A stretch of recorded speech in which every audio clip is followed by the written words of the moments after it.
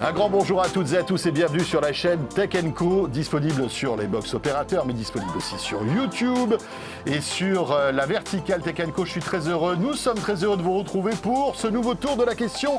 Salut Jérôme. Salut François, je suis également ravi de vous retrouver, d'autant plus que dans ce numéro du tour de la question, nous allons parler de mon sujet favori. Oui, je sais. C'est quoi ? La nourriture.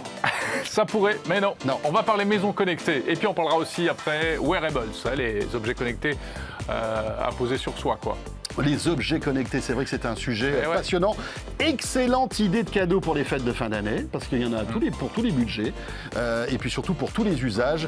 On en parle avec nos invités qu'on vous présente dans un instant. Et puis je vous rappelle que ce tour de la question spécial objets connectés fait partie de tout cet écosystème des Labo Weeks qui va durer plus d'un mois, où on vous aide chaque semaine à choisir vos produits high-tech dans tous les domaines, que ce soit les smartphones, les télés, les PC, le gaming et donc aussi les objets connectés. Merci d'être là, c'est parti.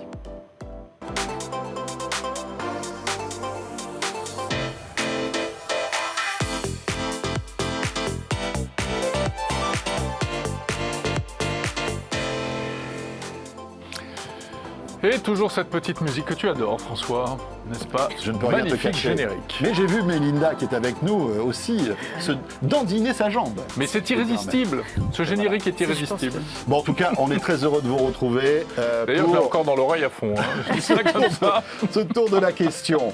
Alors, quand on va parler d'audio, je te dis pas, là, ça va être encore pire. Ça va pas être facile. Donc, les objets connectés, on le disait, sujet passionnant qui évolue très très vite, parce que voilà, il y a pas mal d'innovations, pas mal de protocoles aussi nouveaux. Ça recouvre beaucoup de choses, les objets connectés. Mais oui, en réalité. bien sûr. Donc on commence par la maison, c'est ça? On va commencer par la maison. On va appeler dans le temps la domotique. Tout à fait. Et on va vous présenter nos invités qui sont des spécialistes dans ce domaine. Cathy Auré est avec nous sur le plateau donc de ce tour de la question. Bonjour Cathy. Bonjour. Responsable partenariat et développement chez Signify. Signify, c'est la marque You, mais aussi la marque Wiz. Tout à fait. Voilà. Éclairage connecté. Éclairage connecté. Avec vous. Mélinda Davansoulas, qu'on ne présente plus. Bonjour Mélinda. Bonjour, voilà. Je suis encore là.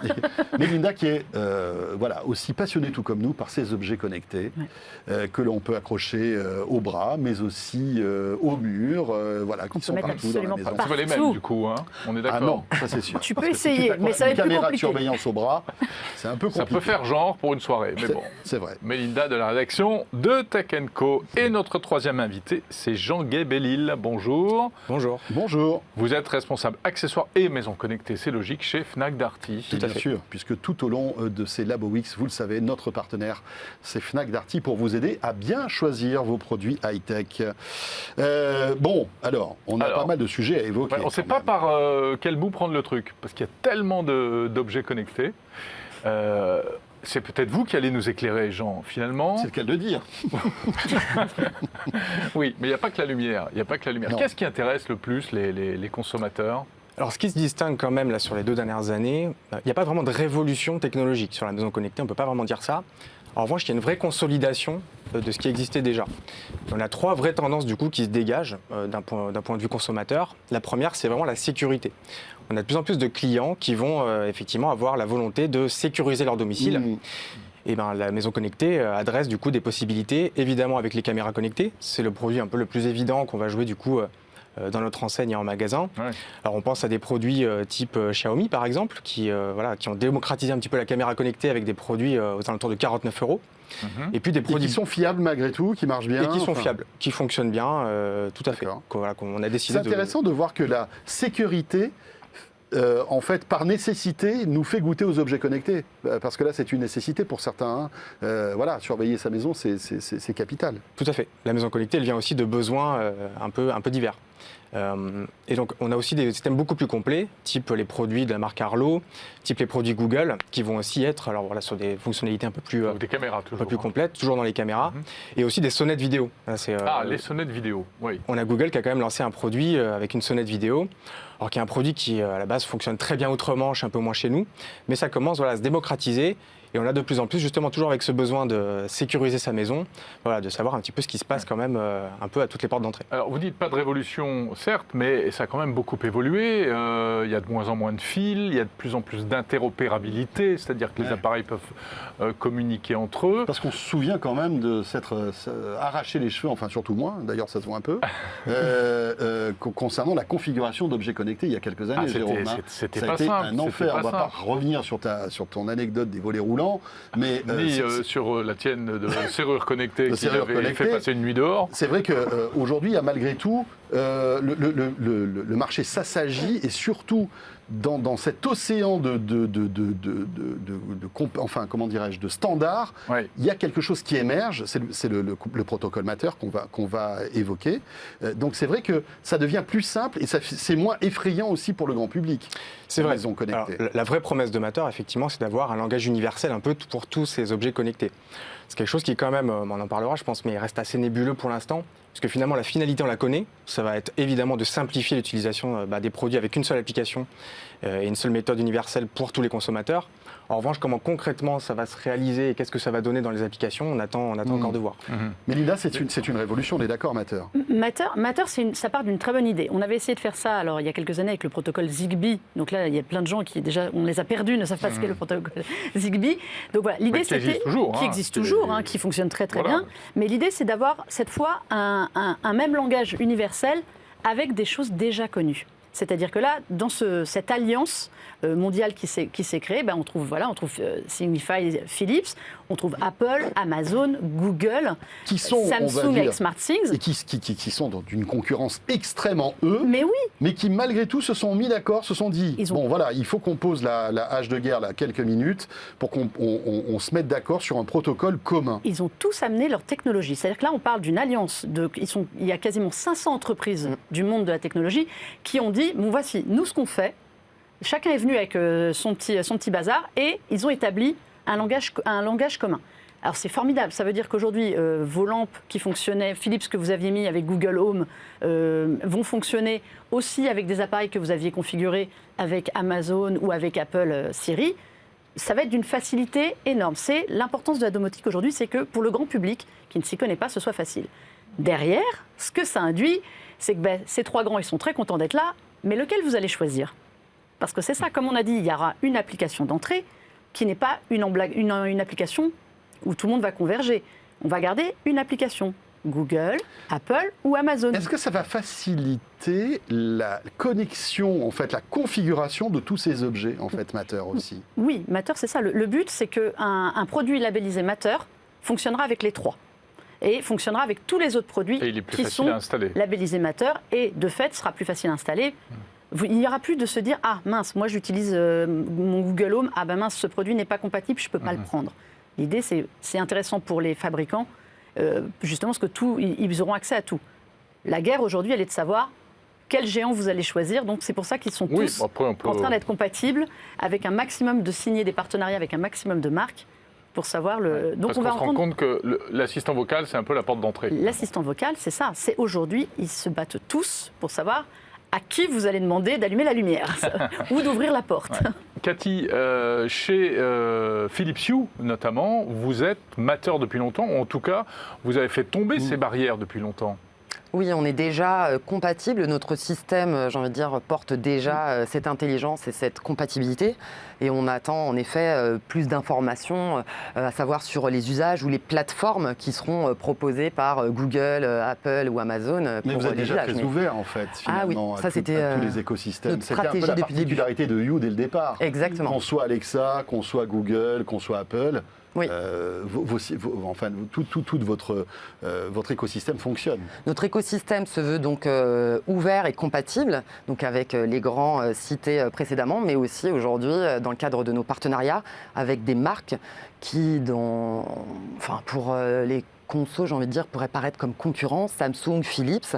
Aujourd'hui, on lance des partenariats avec Samsung. On explose un petit peu la barrière entre les marques pour que tout le monde se parle et tout le monde soit compatible pour offrir un usage un petit peu nouveau. C'est intéressant hein, de voir qu'aujourd'hui, l'éclairage connecté, qui est un peu votre spécialité, prend de l'ampleur. Vous êtes venu sur le plateau avec des produits divers et variés, au look très soigné. C'est-à-dire qu'en fait, la technologie, elle est presque invisible. Finalement, c'est avant tout de la lumière, c'est avant tout de beaux objets, mais qui sont configurables et pilotables à distance, en fait. Aujourd'hui, donc c'est une discussion sur la maison connectée. Je pense sincèrement que mes enfants n'y réfléchiront pas. Ils vont juste prendre un luminaire, il sera par défaut connecté ou un autre objet.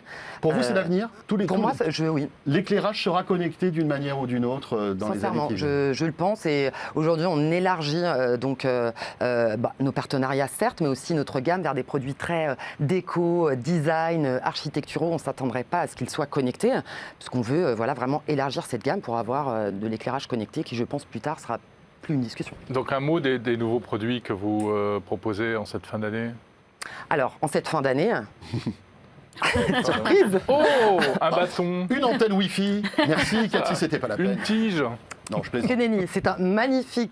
C'est une magnifique lampe à poser. Donc on a en effet élargi notre gamme en termes de luminaires, puisqu'on a commencé avec des ampoules. Ensuite, on est allé vers des luminaires, des lampes à poser, des plafonniers, des lampadaires. Ici, on a la Sign Gradient Hawk. Donc c'est une lampe à poser avec sa base en chaîne et qui va proposer une technologie qu'on appelle Gradient, plusieurs teintes de couleurs sur le même luminaire. Donc c'est vraiment pour créer de l'ambiance à la maison et avoir le choix dans l'application. De la couleur, mais ça fait aussi de la lumière blanche, j'imagine. Exactement. Qui peut le plus, peut le moins. En effet, notre ADN, c'est d'abord d'apporter le bon éclairage. Éclairage d'ambiance, ça veut dire que malgré tout, ça peut éclairer une pièce, ce truc-là, ou c'est vraiment juste pour faire une petite ambiance un peu cosy Il est multitâche. Il peut éclairer une pièce pour de la lecture, de la concentration donc sur les blancs. Il peut vous aider à vous réveiller le matin en douceur en reproduisant l'aube.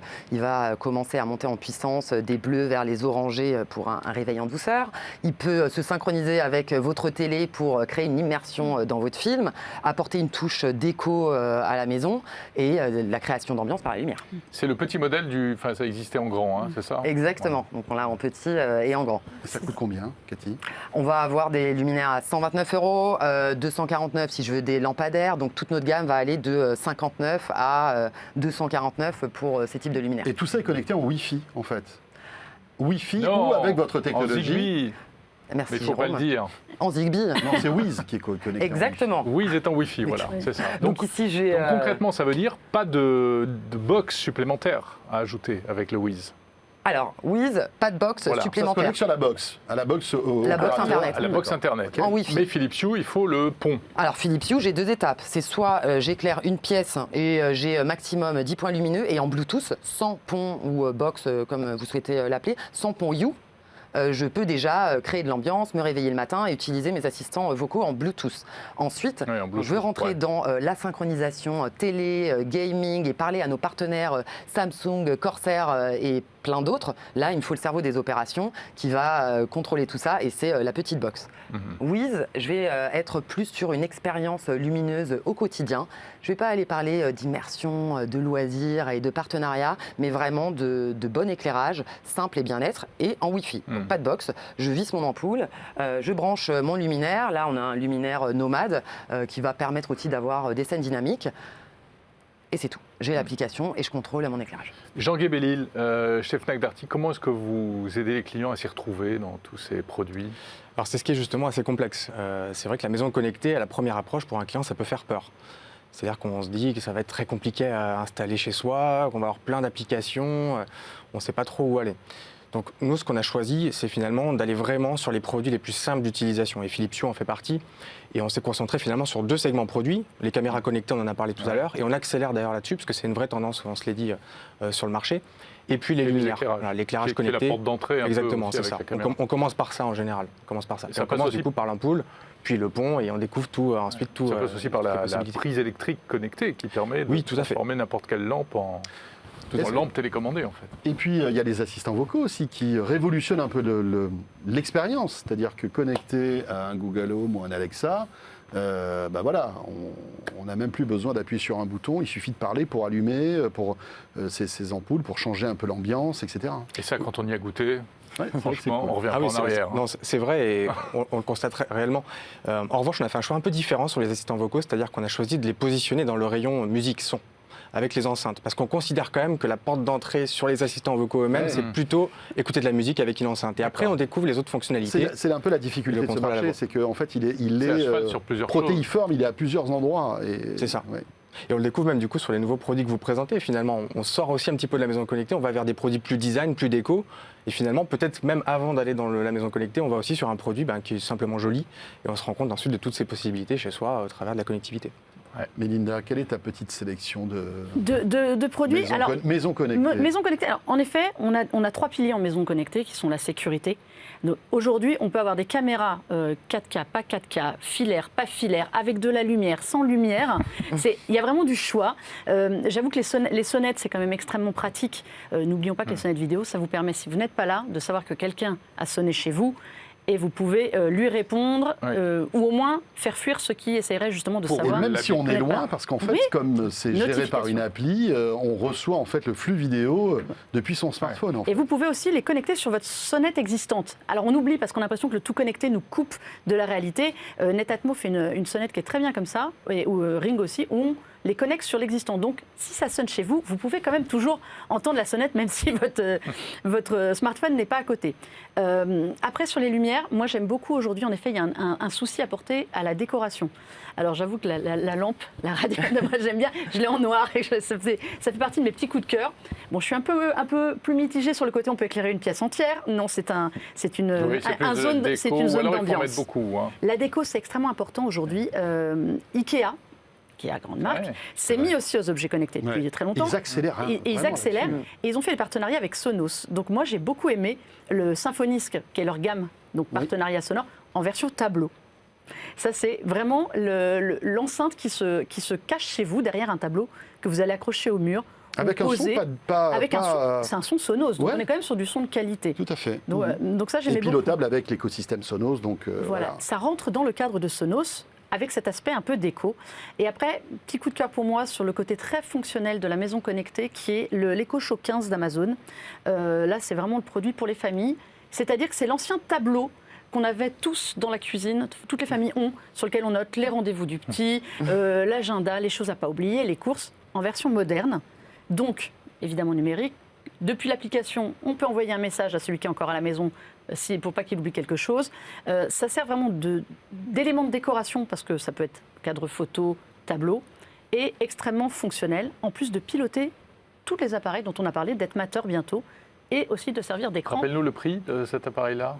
Alors, que je te dise pas de bêtises, on a 250, quelque chose comme ça. C'est un produit qui est un petit peu plus onéreux, mais qui est vraiment souvent en promo, qui est vraiment multiforme, puisqu'aujourd'hui, maintenant, il va accueillir Fire TV, donc l'interface de télé. Ça devient un On pourrait même regarder dans la cuisine. Ça fait cadre photo, Netflix et tout, ça fait tout. Comme chacun sait. C'est vrai, cadre photo. Le cadre photo, oublié. Désormais, le premier objet connecté qui n'est plus du tout dans la maison. Mais voilà, la maison, la sécurité, la lumière. Et en effet, derrière, le divertissement, c'est vraiment les 3 entrées pour des gens qui ne sont pas du tout familiers avec l'installation parfois complexe de thermostat, de choses comme ça. Tu parles de thermostat. Il y a peut-être aussi cette notion d'économie d'énergie qui est importante et qui aussi va peut-être redonner ses lettres de noblesse à tout cet écosystème connecté. Jean, parce que est-ce que les clients de la Fnac s'intéressent justement à ces objets, ou en tout cas cette connectivité qui nous permet de faire baisser la facture énergétique ? Bien sûr, très clairement. En effet, ça fait partie justement des tendances qu'on constate depuis quelques années. On s'est dit la sécurité, on s'est dit l'aspect ludique, et on se dit aussi comment contrôler finalement sa consommation d'énergie.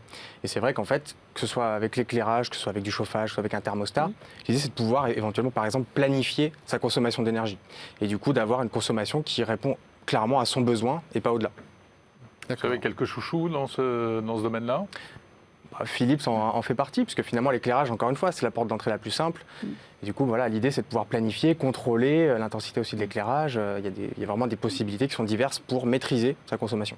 Oui, parce qu'en rappelant que ce sont des éclairages LED qui consomment très peu. L'étape 1, en effet, c'est de la LED, donc on éclaire peu. Et l'étape 2, c'est de la Vous LED. éclairez bien, mais vous consommez peu. On consomme peu, oui, merci. C'est très important que de vous me éclairez reconnaître. Voilà. J'ai toute mon entreprise qui me regarde. Merci. Ouais. Ça, D'ailleurs, ils c'est- sont en train de prendre des notes. je Tout sais à pas fait. Qu'est-ce qu'elle a dit J'espère Ça revenir éclaire la prochaine fois. Donc la LED, donc on consomme très peu. Ensuite, on a la LED connectée qui nous permet de consommer mieux, c'est-à-dire d'utiliser l'éclairage, avoir la bonne lumière au bon moment, plus ou moins d'intensité, de créer des automatisations, extinction ou allumage au bon moment, éteindre aussi à distance. Donc vraiment consommer moins puisque j'utilise mieux mon éclairage. Ouais, je pense que vous devriez dire un mot aussi des interrupteurs, parce que tout ça, ça ne veut pas dire disparition des interrupteurs. Et, Passion, enfin, cadre ils sont- photo, passion interrupteur. Absolument, mais Là, franchement, C'est la on parle plus passion d'interrupteurs et on parle de télécommande maintenant, en Oui. fait. Hein. On parle de télécommande puisqu'on va pouvoir contrôler plusieurs pièces sans fil, donc une installation simple, même aimanter sa télécommande You sur un frigo ou une surface en métal. Donc Si c'est ça une peut première éviter chose. qu'elle finisse sous le canapé. Voilà, c'est pour ça que je dis aimanter parce que ça m'est arrivé. Ouais. Donc un simple, contrôler plusieurs pièces, changer mes ambiances simplement sans avoir à passer par mon téléphone portable. Et ensuite, on est même allé plus loin. Si je souhaite garder mes interrupteurs maison, on a un petit module qu'on peut intégrer dans son interrupteur maison pour le reconnaître dans son application et se dire, bon, bah, la télécommande You, elle est super, mais en plus, je veux aussi rendre intelligent mes interrupteurs maison. Oui, parce que finalement, le plus simple, c'est un interrupteur, quoi qu'on dise. Hein. Il faut les deux. Pour allumer, Oui, si tu dois je pense sortir que c'est- ton smartphone, ton machin, ton Il truc faut les, et tout. Oui. C'est-à-dire surtout pour Enfin, les je veux gens dire, il ne faut qui- pas oublier l'essentiel, Oui. la Tout à fait. simplicité. Mais il y a quelque chose qui est très intéressant justement parlant d'interrupteurs, c'est qu'aujourd'hui, on a l'impression que pour connecter, pour rendre la maison connectée, il faut acheter absolument des nouveautés, des nouveaux produits parce qu'ils sont dernier cri. Il y a énormément de fabricants qui travaillent sur connecter l'existant. Donc Ouais. justement, en rajoutant un petit module dans un interrupteur que vous avez déjà depuis des décennies chez vous, tout devient connecté. Les volets, Somfy Ah, les a volets. travaillé, non, Ah, mais les a travaillé volets. aussi sur des modules qui vont juste dans le, pour ceux qui ont des volets électriques, là j'entends, qui étaient Ouais. déjà électriques, que vous pouvez transformer en volets connectés et pilotés à distance. Il est oui. possible aujourd'hui de... C'est chez toi, ça marchait pas, Non, c'est ça mais enfin bon, il y en a marre. Il y a Tu as des... lancé un sujet. J'ai mis le doigt C'est- sur un sujet. Moi j'ai pas un testé, sujet ça marche Le délicat. bien. tour de la question va durer 3 heures maintenant. Mais voilà, chers mais amis. Non, il mais me- enfin, les assistants vocaux qui considèrent que les volets sont des lumières, c'est quand même encore Il y a un un problème problème. de réglage à l'origine là quand même. Non, il y a Mais pas mal de... en fait, il faut savoir qu'aujourd'hui, parce que ça coûte cher, il faut aussi le dire, ça coûte cher d'équiper en connecté une maison. Voilà, on va parler d'une ampoule, on ne va pas faire une ampoule isolée. Combien ça coûte une ampoule, Cathy? Pardon, excuse-moi, Mélinda, mais pour qu'on ait un ordre d'idée, une ampoule connectée. Alors, chez Philips Hue, on va aller de 19 à 59 euros et chez Wiz, on va aller de 9 à 17 euros. D'accord. C'est clair. Mais il y a beaucoup d'acteurs sur le. Voilà, aujourd'hui, Oui, il y ça a se beaucoup démocratise d'acteurs. parce qu'il y Tu a as raison, tu énormément. parlais, toi, des petits boîtiers qu'on peut installer. Alors là, on rentre plus quand même dans un bricolage. Alors, on est dans un bricolage, mais moins onéreux.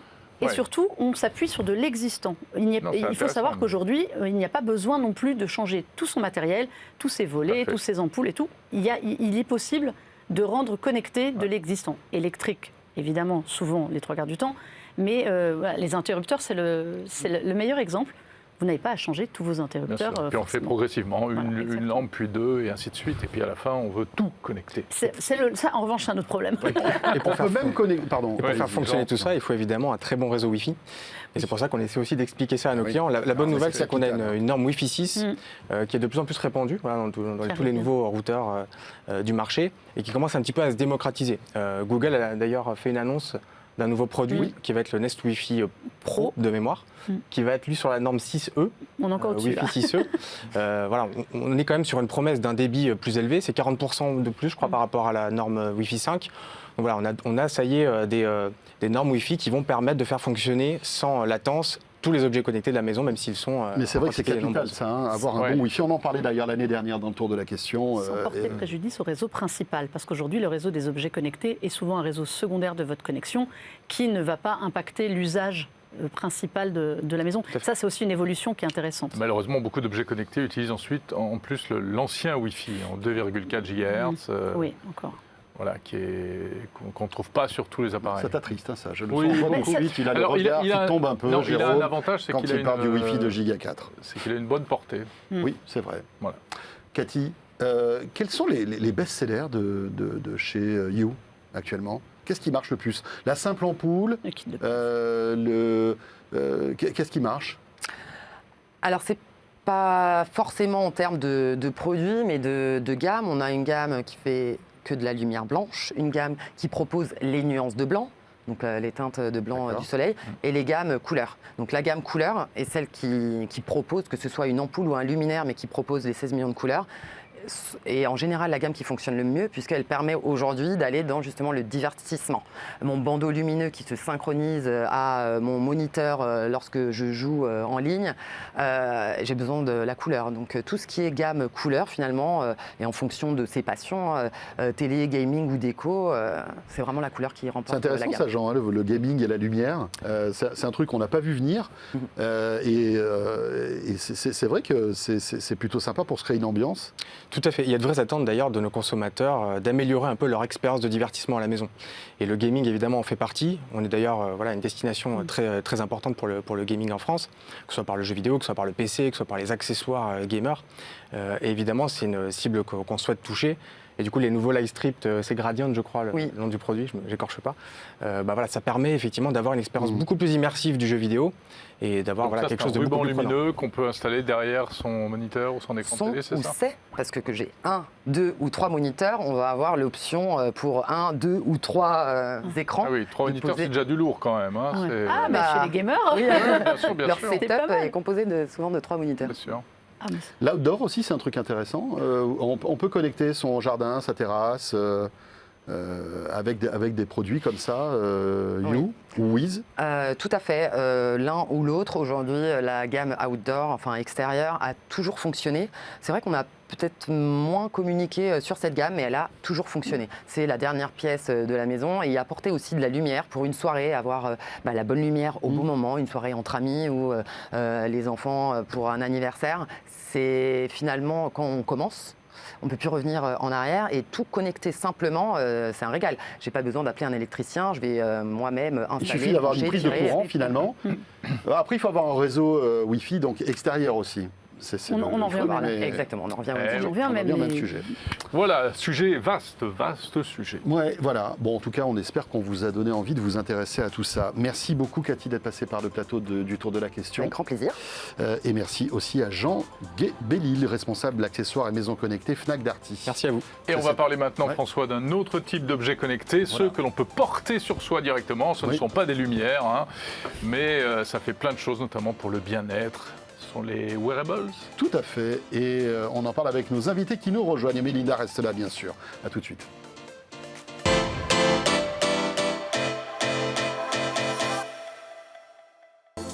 Notre tour de la question, le retour, deuxième partie, objets connectés.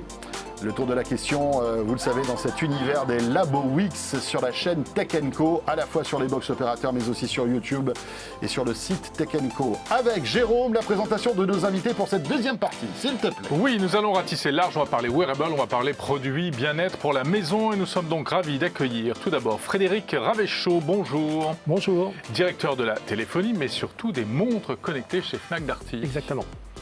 Nous sommes également avec Mélinda Davin-Soulas, j'ai écorché ton nom, de la rédaction de Tech & Co qu'on retrouve dans un bon nombre de nos émissions. On parlait récemment déjà de smartphone. Et puis François. Mathieu Ménanto qui est là. Bonjour Mathieu. Bonjour François, bonjour Jérôme.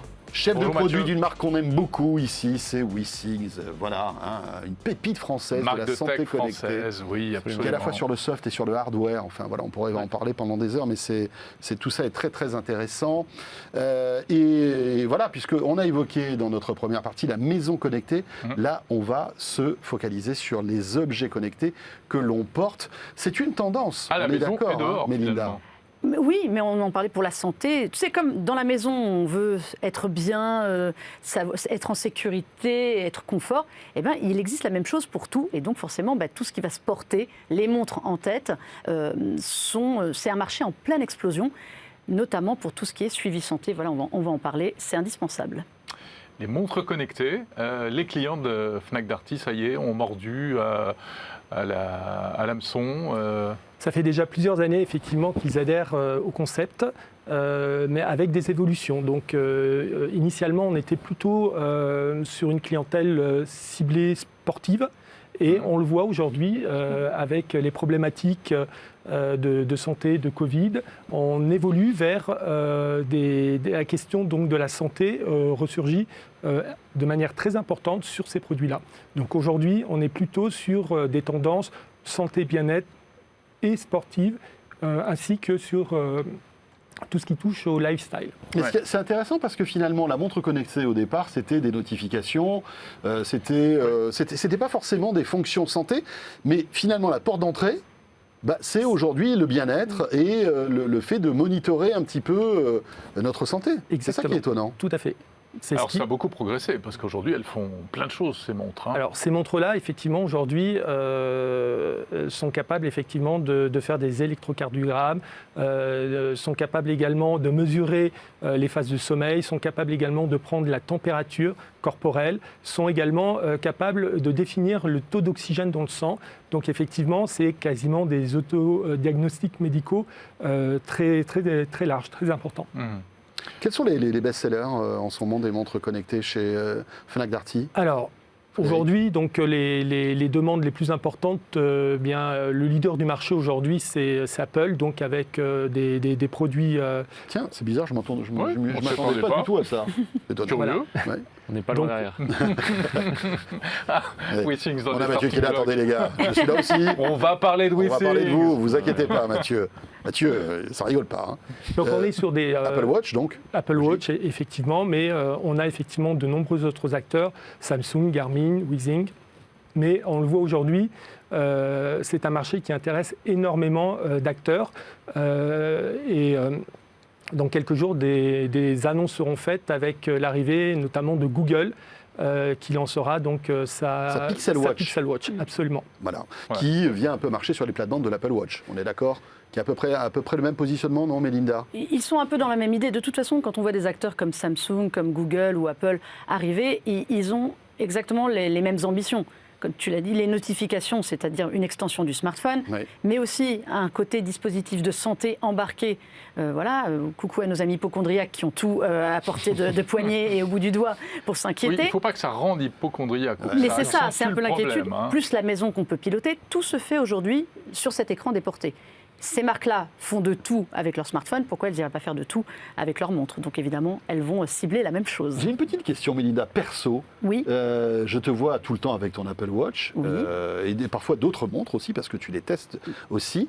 Est-ce que c'est par nécessité de les tester ou parce qu'aujourd'hui, tu ne pourrais plus te passer de ce type d'objet ? Alors, à la différence de toi, moi j'étais très montre. Depuis toujours, je suis très montre pour l'heure, basiquement. J'avoue que le connecté m'a permis aussi parfois d'avoir le smartphone un peu plus loin. C'était mon vrai besoin à l'origine, c'était une extension du smartphone. Oui. Puis après, viennent d'autres choses, de pouvoir contrôler. Moi, je suis très domotique aussi, donc contrôler ça à la main, c'est très bien. Faire le suivi de santé, si c'est bon, parce que c'est quand même une prouesse technologique, une montre, on va en parler, de mettre autant de capteurs dans un si petit élément, c'est quand même, c'est une vraie prouesse. Donc, plus que de la touche design, même si aujourd'hui elle vient, moi j'ai une vraie utilité et je pense que l'utilité est propre à chacun, d'où la variété du marché, Exactement. Sport, bien-être, quotidien. Juste dernière question, est-ce que tu pourrais te passer, en fait ma question c'était, est-ce que c'est un objet qui est devenu indispensable tout comme un smartphone ou pas finalement ? Est-ce que c'est un accessoire ? Je pense que je ne pourrais plus m'en passer. Parce que j'ai pris l'habitude c'est rentré dans mon quotidien en utilité.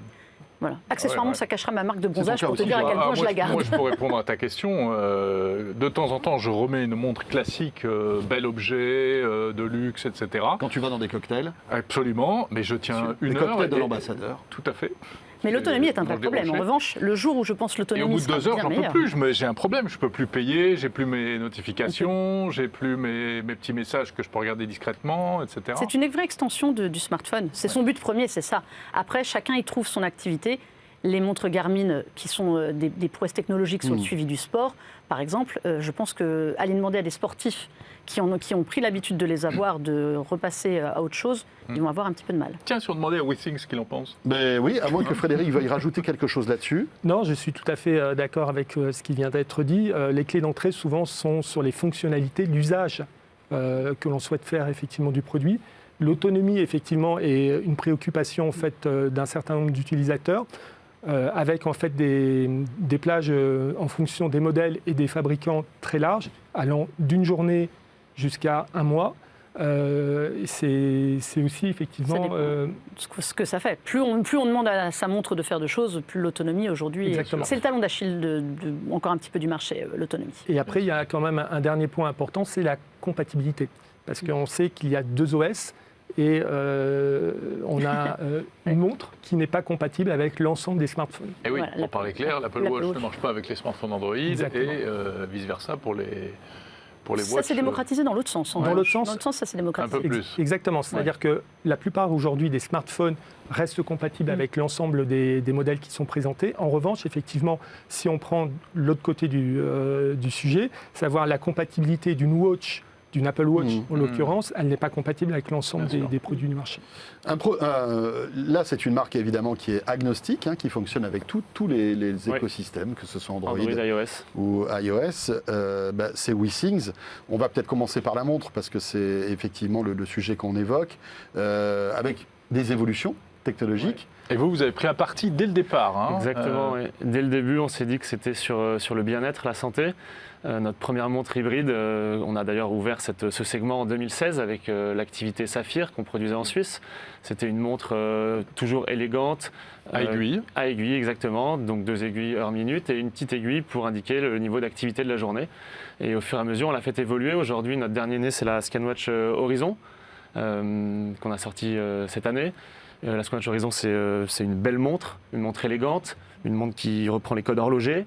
Ici, des codes horlogers de la montre de monde de plongée. sport, monde de luxe, monde de sport. Et c'est l'une des déclinaisons. On a évidemment des versions plus discrètes, plus habillées, de différents traitements, de l'acier, de l'or rose. Et en fait, nous, notre parti pris, il est sur le design, sur l'autonomie, sur le bien-être. Le design, parce qu'on pense qu'un produit, ça va être un beau produit, un produit qu'on aime à porter, qu'on aime à avoir avec soi, et en fait, qui s'intègre dans son quotidien. Et en fait, c'est la barrière dont on parlait tout à l'heure. C'est l'intégration dans sa vie qui fait que on l'oublie et elle s'intègre à son quotidien. Et nous, ça nous permet de faire des mesures profondes, des mesures régulières sur la durée. En fait, c'est de manière régulière qu'on voit des tendances. Et c'est sur les tendances qu'on tire les plus enseignements les plus forts sur sa santé. Donc, À quoi ça sert Parce que la mesure ponctuelle... Je pose une question qui est un peu bête, mais à quoi ça sert une montre santé connectée aujourd'hui? Qu'est-ce que ça remonte comme signaux sur notre santé? En fait, un pas en arrière, c'est qu'est-ce qu'on mesure déjà? On mesure l'activité, donc les minutes actives, les pas dans la journée. On peut mesurer un workout, donc une activité avec un début, une fin très précise, qui est plus ou moins intense. On mesure évidemment le sommeil, donc ça c'est la qualité, la durée, les différentes phases.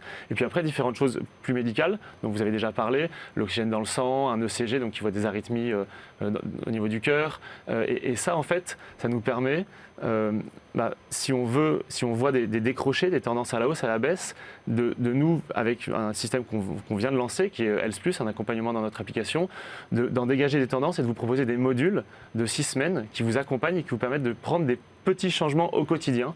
Et on le sait, c'est à partir de 6 semaines que la science comportementale le dit, qu'on peut intégrer des nouveaux changements dans son quotidien. Et nous, ce qu'on veut, c'est vous donner ces outils pour à la fois analyser vos données, les comparer, les mettre en relation. Par exemple, vous mettez en regard le nombre de pas que vous avez fait aujourd'hui avec votre prise de muscle ou votre prise de graisse.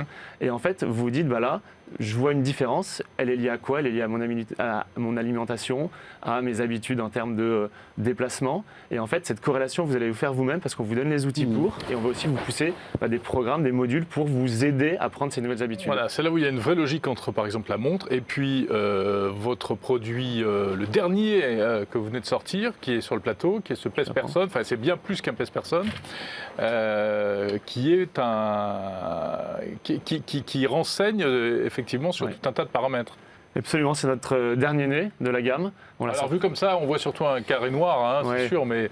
en fait, c'est un condensé de technologie, ça fait depuis 2009. Non, je te remercie. Bon. Ça fait depuis 2009 qu'on est sur ce créneau.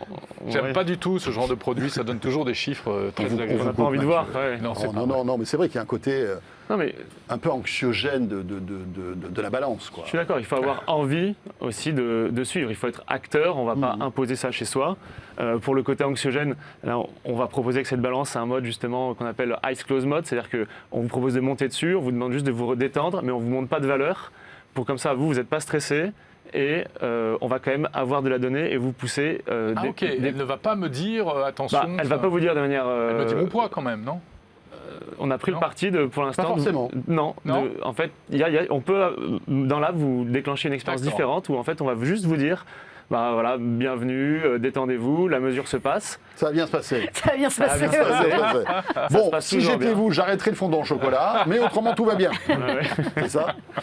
Non mais voilà, notre but aussi, c'est avec les années d'expérience qu'on a, c'est d'adresser les différentes use cases. En fait, il y a des personnes qui sont réticents à monter sur la balance, on le voit, ils montent mais ils vont pas au bout de leur pesée. Donc comment adresser ces personnes? C'est très fréquent. Donc en fait, le but c'est d'engager les gens. Ouais. Et puis c'est sur une longue traîne que ces données ont du sens en fait, parce que derrière WeThings et derrière tous ces produits hardware, il y a toute une expertise de deep learning et d'intelligence artificielle qui fait votre valeur aujourd'hui. Exactement, je pense que on a une entreprise de hardware, ça c'est comme ça qu'on est connu, Bien sûr. mais notre force aujourd'hui et ce qui va permettre de nous transcender et de passer à l'étape supérieure, c'est le logiciel, le fait qu'on connecte l'embarqué, l'algorithmie, la captation de données avec ce qu'on va retranscrire dans l'application et ce qu'on va pouvoir en faire. Et en fait, ce qui va nous faire passer un cap, ça va être le logiciel. Juste une question, Frédéric. Les gens qui viennent à la FNAC s'intéressent donc au monde connecté, mais aussi aux balances connectées. Est-ce qu'ils recherchent une espèce d'écosystème santé qui va bien au-delà de la montre? Le lien n'est pas forcément immédiat donc, avec ce type d'écosystème, car en fait, ces produits ne sont pas forcément proposés au sein du même rayon. Ah oui. Contrairement par exemple à la c'est maison ça. connectée où on avait effectivement un environnement dans lequel on trouvait effectivement des enceintes connectées, on trouvait effectivement les smartphones bien évidemment. Ces produits-là sont présentés chez nous donc dans d'autres rayons. C'est quoi? C'est un rayon santé? C'est ça, c'est le rayon santé au sein du petit électroménager. Ou des produits électroménagers de manière générale. On n'a pas forcément, effectivement, avec ce produit-là, une connexion immédiate et un lien immédiat avec les montres connectées. Donc il y a un vrai travail d'éducation, de pédagogie à faire auprès tout à des fait. clients. Et comme Leur dire, vous voyez cette balance qui est entre, je sais pas quoi, le presse-agrumes et le sèche-cheveux, elle peut aussi se connecter à votre montre que vous avez dans le rayon d'à côté, quoi. Alors, le monde de la maison connectée ou des objets connectés est très vaste. Et effectivement, les interconnexions, on travaille aujourd'hui dans le groupe Fnac Darty pour essayer effectivement de proposer un parcours client qui soit effectivement plus simple et surtout mieux organisé autour de l'ensemble de ces produits. Ouais. Mathieu, j'aimerais qu'on revienne 2 secondes sur ce que fait cette balance, parce qu'on a parlé du poids, mais c'est fou en fait. Aujourd'hui, grâce à vos algos et grâce en fait à une multitude de capteurs, vous arrivez à scanner en quelque sorte le corps simplement en posant ses pieds dessus ou en tenant une espèce de petit manche, là, de poignée rétractable. Expliquez-nous ce que vous arrivez à récolter comme données. En fait, aujourd'hui, cette balance, on la voit comme une balance qui permet l'évaluation la plus complète et la plus profonde de son corps. Et moi, je pourrais vous parler de 3 mesures aujourd'hui. Donc la première, c'est la composition corporelle. La composition corporelle, aujourd'hui, elle est multifréquence avec cette balance. Donc en fait, à différentes fréquences, on va pouvoir évaluer le taux de masse grasse, masse hydrique, masse musculaire, de manière plus précise qu'avant. Il y a également la rigidité artérielle. Donc la rigidité artérielle, c'est une mesure qu'on fait via la vitesse d'onde de pouls. Donc en fait, c'est la vitesse d'écoulement du sang depuis son cœur, l'artère aorte, jusqu'à ses pieds. Et donc en fait, en fonction de cette vitesse d'écoulement, on sait si vos artères sont plus ou moins en bonne santé, parce qu'une artère qui est souple va du coup avoir une vitesse d'écoulement plutôt lente, et donc synonyme de vous êtes en meilleure santé cardiovasculaire. Ça, c'est un indicateur essentiel. Et alors comment vous me le dites ça? Dans l'appli, on vous montre 2 indicateurs. On vous montre d'abord une vitesse, qui est la donnée brute. D'accord, bon, et on sait ensuite, qu'il ne sert pas à grand-chose, parce que je ne suis pas un spécialiste de la Exactement. vitesse. Donc comment on adresse ça pour justement nos utilisateurs? On la retranscrit en âge artériel. Donc en fait, on vous compare à notre base d'utilisateurs, anonymisée évidemment, et en fonction des personnes qui ont à peu près le même âge que vous et le même sexe biologique, on vous dit si on est dans la norme, au-dessus ou en dessous. Ouais. Voilà. Et donc c'est vrai que l'application est particulièrement bien faite, elle n'est pas anxiogène, elle est didactique, elle n'est pas trop technique. Mais justement, est-ce qu'elle est suffisamment technique? Est-ce que je peux prendre ces données-là et aller voir mon médecin? Ou même lui envoyer. Et d'ailleurs, je vais aller plus loin. En réalité, on sait que ce n'est pas tout à fait vrai. Pourquoi est-ce que mon médecin ne peut pas récupérer beaucoup plus facilement toutes ces datas et en tenir compte? L'une des fonctionnalités les plus plébiscitées dans l'application, c'est le partage du PDF qui fait un récapitulatif santé à son médecin, extrêmement utilisé. On vient d'ailleurs de la faire évoluer pour avoir une version spécialisée sur son sommeil, sur sa nuit. Oui. Donc c'est l'agenda du sommeil. Donc ça, c'est très utilisé. Et dans un deuxième temps, là, on est sur une initiative gouvernementale qui est Mon Espace Santé. On va s'interfacer avec eux. Ça a du mal à décoller. Ça a du mal à décoller. Il va y avoir des annonces gouvernementales dans les prochains jours, en octobre. Il s'avère qu'on est dans les premiers à avoir travaillé depuis maintenant assez longtemps avec eux.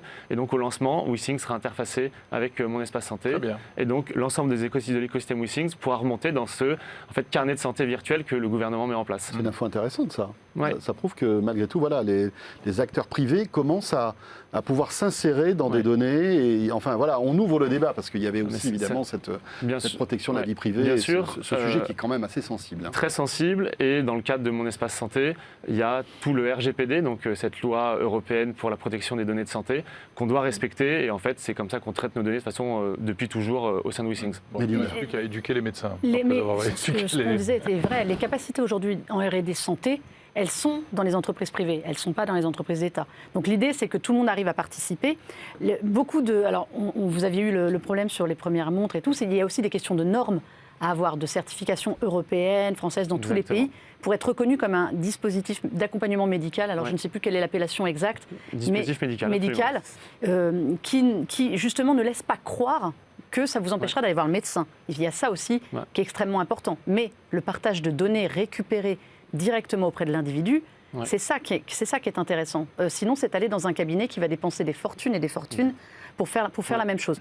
Donc, il y a un gain de temps, il y a un gain de données. Donc, le dossier partagé médicalisé qui devait déjà être mis en place depuis belle lurette ici, il est alimenté aujourd'hui par les montres, par les balances, par d'autres dispositifs que vous avez, des tensiomètres, des choses comme ça. C'est ce partage de données plus facile aussi pour l'utilisateur de le faire chez soi que de se déplacer aussi en cabinet, même à l'heure de la téléconsultation. Absolument. Et sur la fiabilité des données, je peux me permettre, ces deux produits-là qu'on voit, la montre comme la balance, aujourd'hui, sont des dispositifs médicaux. Ça veut dire qu'on est allé évaluer en milieu hospitalier la performance versus l'outil de référence du milieu hospitalier, et on a obtenu des performances équivalentes qui ont été approuvées par un organisme notifié européen, et donc qui nous permettent d'avoir ce fameux tampon, cette certification dont vous parlez, de produit médical. Donc la montre, elle est médicale en Europe et aux États-Unis pour l'ECG, une dérivation, l'oxygène dans le sang.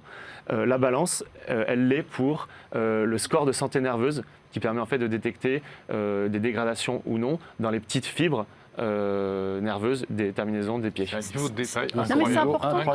important de préciser ça, parce qu'aujourd'hui, il y a beaucoup d'acteurs qui veulent venir sur la santé, de marques dont ce n'est pas le métier premier. WeThings, c'est quand même leur cœur de métier, la santé, donc il y a une véritable expertise. Il faut toujours se méfier des dispositifs qui vous promettent de prendre votre rythme cardiaque, de prendre plein de choses. Il y a des normes qui doivent être respectées, même pour les objets connectés. Donc il ne faut pas acheter n'importe quoi. Tout ça est quand même assez légiféré, mine de rien. Oui, on peut pas se donner une appellation. Si on dit qu'on mesure la fréquence cardiaque, c'est qu'on a eu une validation, je crois. Enfin, on peut pas... La fréquence cardiaque, c'est une zone grise. Justement, il n'y a pas d'organisme de norme qui dit on a passé tel ou tel critère. Par exemple, le CG, oui. Le CG, c'est réglementé. L'oxygène dans le sang, c'est réglementé. La température. Le cas de l'Apple Watch, la dernière série 8, la nouvelle, elle ne dit... On parle d'un capteur de température, on ne parle pas de thermomètre, on ne parle pas de température prise directement, parce que pour eux, ce n'est pas encore assez fiable, et surtout, il n'y a pas de certification derrière, ils ne l'ont pas obtenu.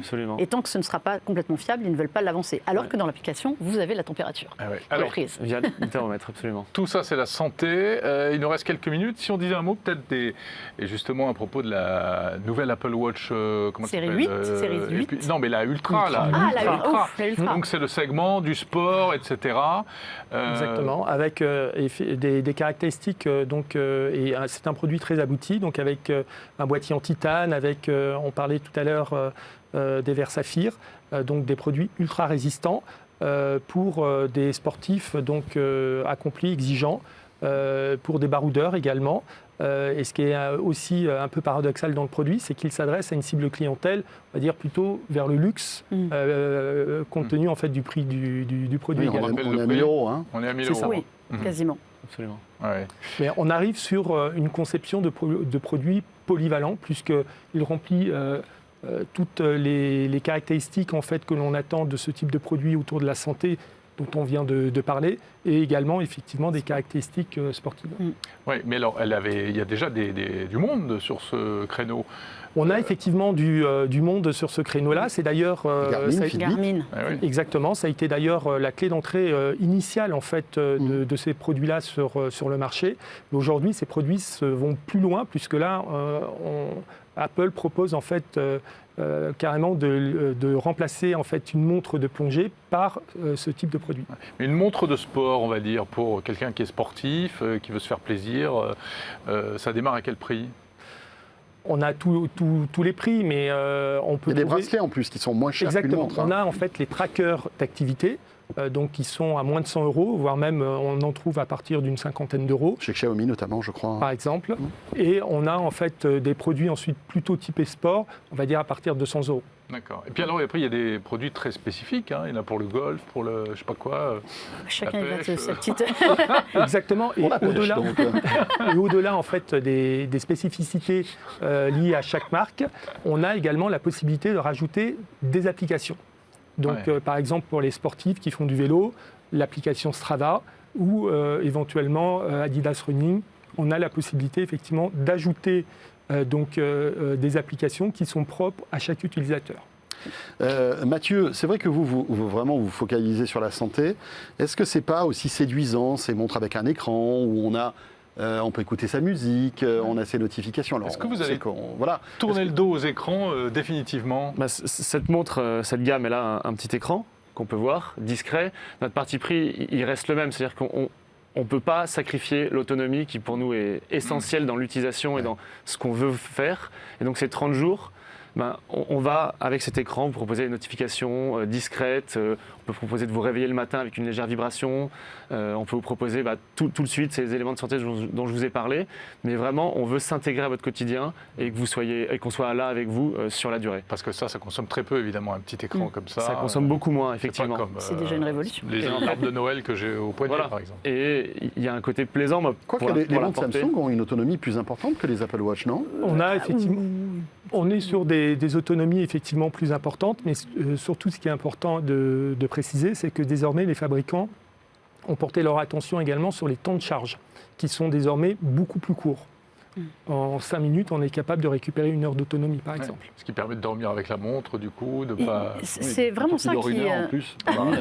Donc c'est parfait. Mais c'est vraiment ça qui a boosté aussi l'autonomie. Alors, ceux qui aiment ou pas dormir avec la montre, mais pour avoir le suivi du sommeil qui est désormais intégré, il faut quand même avoir une charge rapide pour ne pas se dire au moment où on va se coucher, aïe, la montre est en carafe, c'est fini. Mathieu, rappelons l'autonomie en fait de vos montres.